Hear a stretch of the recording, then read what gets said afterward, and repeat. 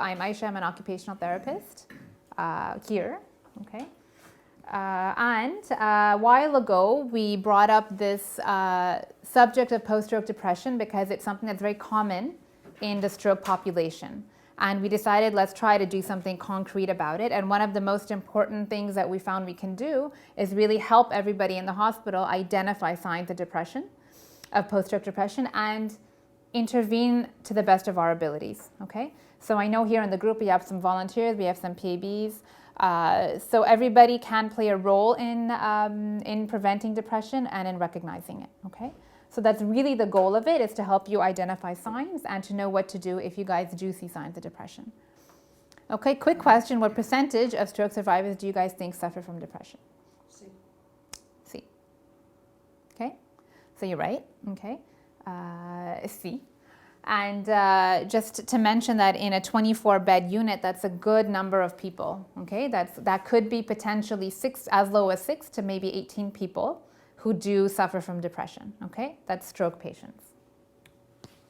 Now, what is it? Post-stroke depression is just like a lot like any other depression in the sense that you have similar symptoms, okay? It's a lot of sadness and hopelessness that interferes with function.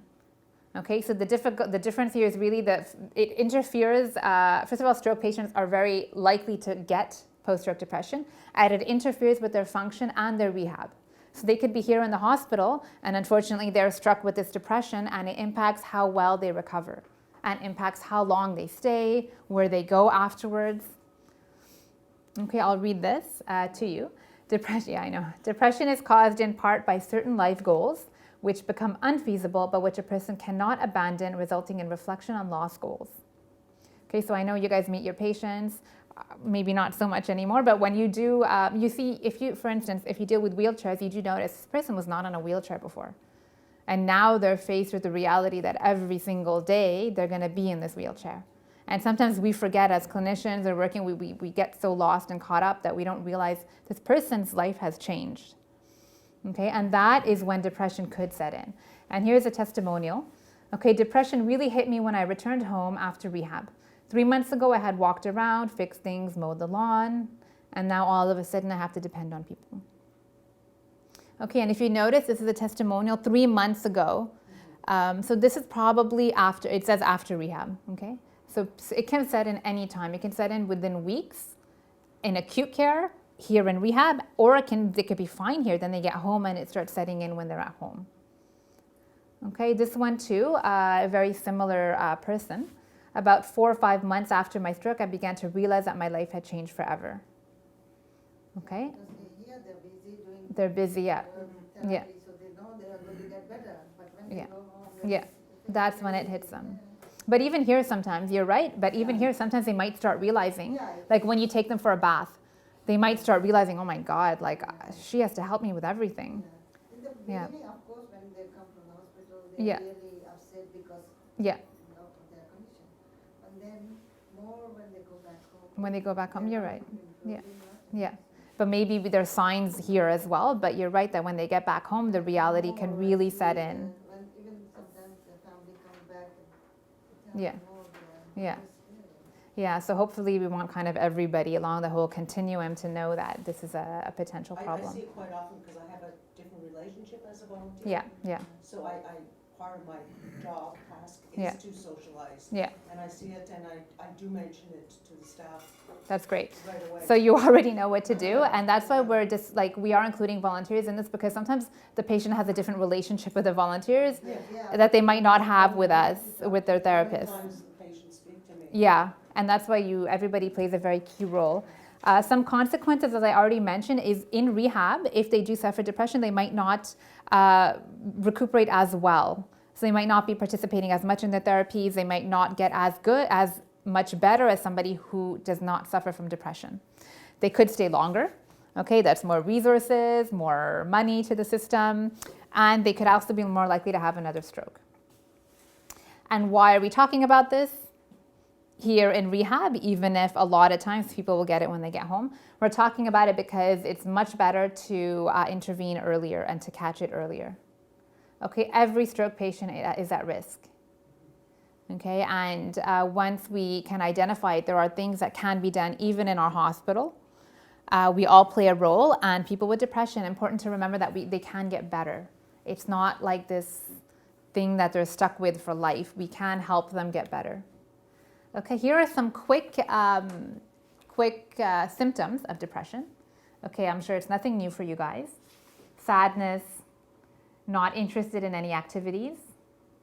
Okay, they stop eating or they eat too much. FPAB, if you notice that their tray is just always full, you know that's a sign. They're tired or they're not sleeping well. Okay, we don't have anyone from the night shift, but sometimes during the nighttime you can see them moving around a lot, or they're not able to settle. They might be irritated. They might talk about feeling worthless or guilty about their situation, about being a burden on other people. They might have difficulty remembering things or concentrating, and suicidal thoughts. Okay. Yeah, so just a quick note that we're working with stroke patients, right? We're talking about stroke patients, and it's a very complex diagnosis. They already have many complex issues, right? So I know for the volunteers, you guys also are with stroke patients sometimes, right? Yeah. So there's a lot of things going on there that sometimes it could be hard to notice the depression, okay? Now I'm just going to throw the question out there to you guys. Have you come in contact with any patient recently or like in the past that has shown signs of depression? What have they said? They're just very sad, and there's a patient on the floor right now. Yeah. And he was told numerous times that he will need to be in a wheelchair. And Okay. he is fighting it, and he's just not acknowledging it. Okay. And he's just disallowing what So maybe a little bit of denial. I'll just repeat total for denial. So he's now been confined, kind of been told that he will be in a wheelchair for the rest of his life, and he might be irritated, he might be acting, denying it. Okay, that's a good example. Anything else? There's some patients that sleep a lot. They sleep a lot, yeah. They don't want to do physiotherapy. They refuse. That's a huge sign, yeah. They refuse. Huge sign. So they're here in a rehab hospital, which means they've agreed to come here, which means at some point they wanted rehab. Now, maybe weeks later, they're like, very down, and they're not. They expect that they will be better. Yeah, and they're realizing they're not getting better. So when they come. Not every, yeah. Again, people do get better in rehab, but some of them might not be getting better as fast as they want. You cannot go in what he was in. Yeah. It's not going to be like a, magic wand. Their expectation was like Yeah. always is high, and then Yeah. they realize that there is a limitation. Yeah. So that's a good point. I didn't mention it so much here, but our role too is to really we don't want to burst their bubble, but as professionals, we do want to still guide them a little bit to be realistic. More like Yeah. if they believe or they are motivated, they can go more than what. Yeah, if they're motivated, they can do a lot more.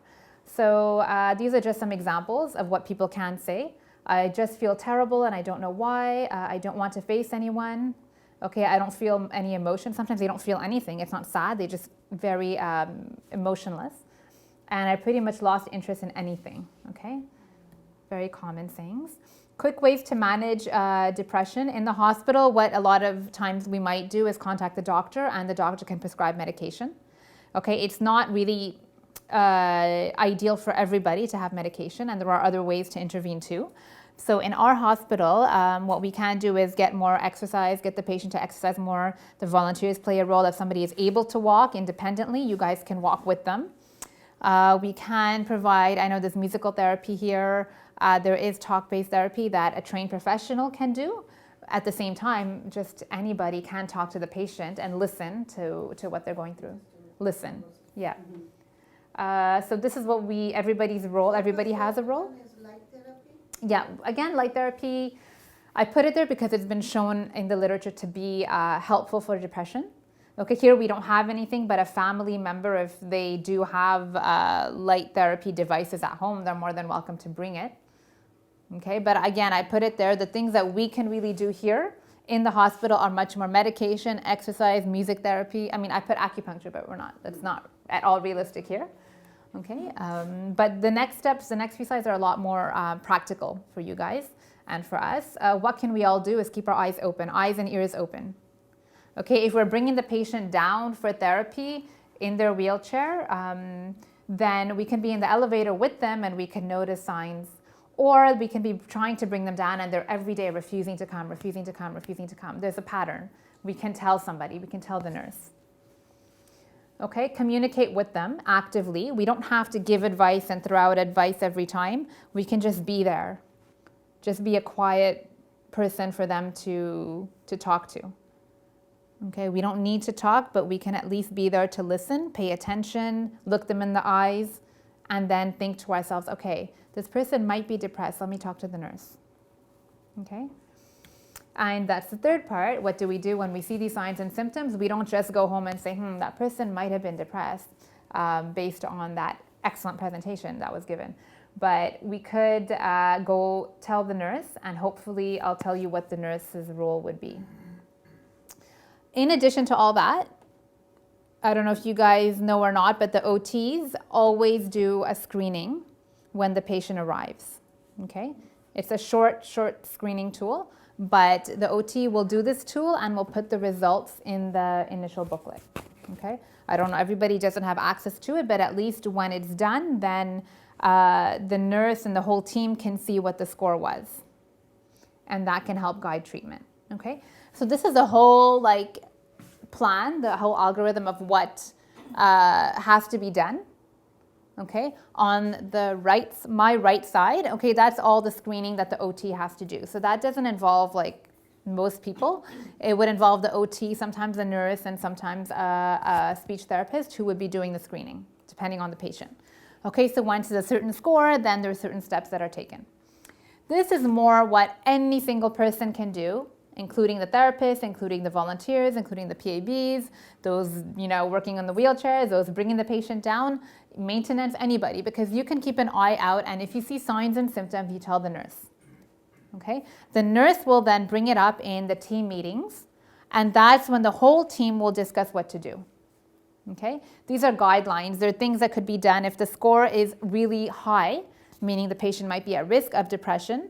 Then we would kind of immediately talk to the doctor. The doctor's not always in our team meetings, so we want to make sure that the doctor's aware.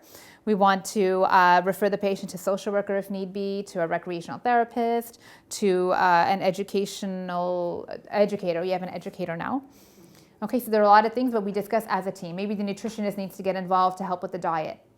Okay, a lot of different things that can be done, but it only starts once the signs are noticed. If nobody's there to notice the signs, the patient will not get the treatment or the care that they need. Okay, that's the take-home message. That is pretty much it. I'm going to show you one quick video, and we can talk about the video right after. But there are many steps that can be taken next. One of them is having a support group for patients when they're in the hospital. Another one is educating families and patients about depression so that when they go home, they're educated on it. A third one is if they do see a psychologist, hopefully there could be steps where the patient can be referred to somebody in the community. Okay, so if we notice the symptoms here, then eventually we can do something about it and make sure that when they do get home, they could have that care. What I'm saying, I'm thinking of one patient that was on the floor. Yeah. She was very young. But who knows, down the road, Yeah. she might not want to go back to work. Yeah. Where the stroke occurred. Yeah. And so she, would her husband know to speak to somebody by then? Might not. So hopefully our plan is to make sure that everybody's aware of it while they're here.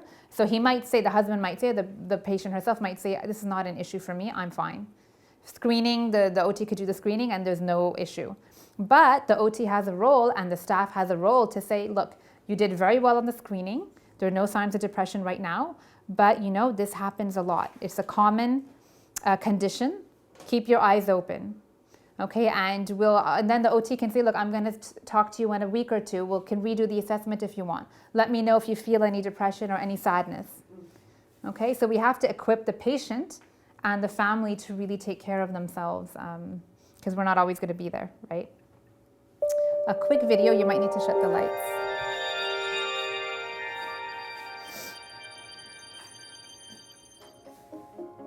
Okay, Mr. Robertson is a 70-year-old man who had should have been a right stroke, okay? It left him with weakness on the left side of his body. So he can't transfer by himself.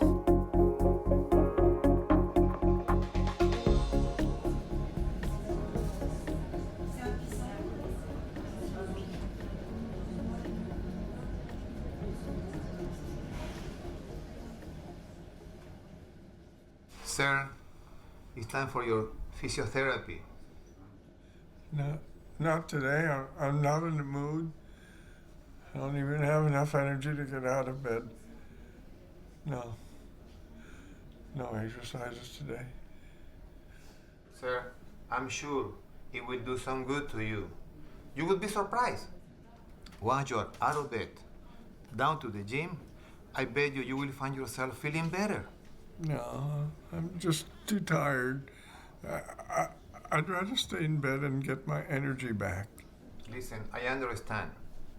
But you know that more therapy you do, the more better you will feel. Oh, come on. Look at me. I can't even get out of bed by myself. Do you really think a few exercises is going to get me back to where I was? I don't. When you came in, you were so motivated. Whenever I came to get you, you were already sitting down on your wheelchair. What changed, sir?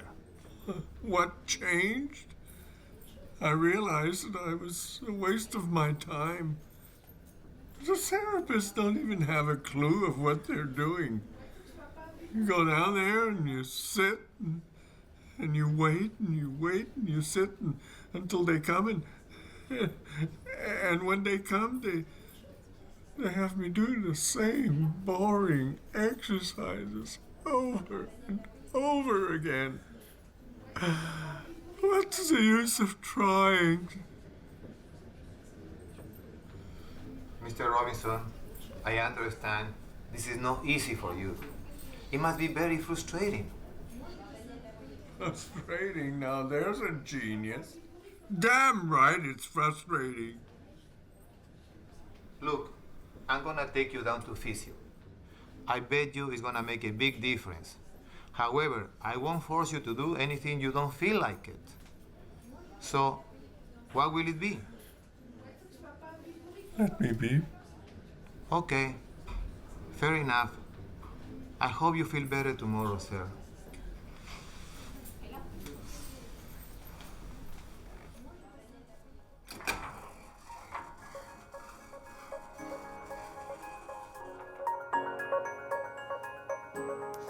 Okay, so quick recap. What were some signs that you saw of depression from Mr.